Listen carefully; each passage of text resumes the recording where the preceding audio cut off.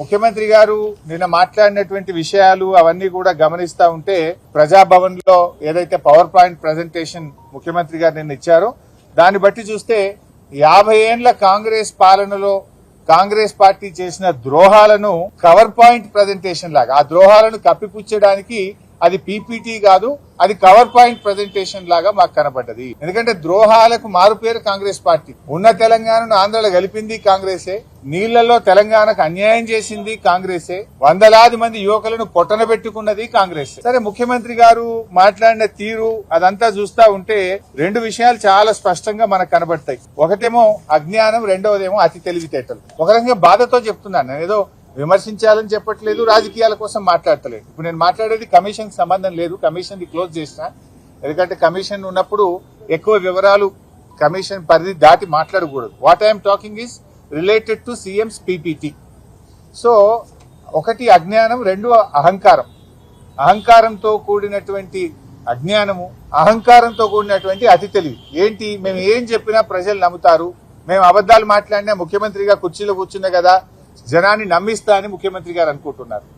So రెండు విషయాలు, చాలా వివరాలు ఉన్నాయి కానీ సింపుల్ గా 2-3 విషయాలు మాత్రమే చెప్తారు.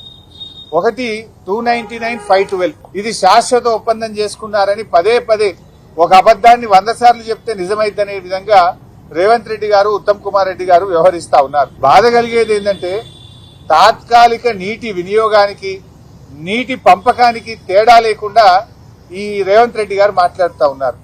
నీటి వినియోగం అనేది కేఆర్ఎంబీ చేస్తుంది, నీటి పంపకం అనేది ట్రిబ్యునల్ చేస్తుంది. నీటి వినియోగం అనేది ఆ సంవత్సరానికి మాత్రమే పరిమితం అవుతుంది, నీటి పంపకం అనేది శాశ్వతమైనటువంటిది.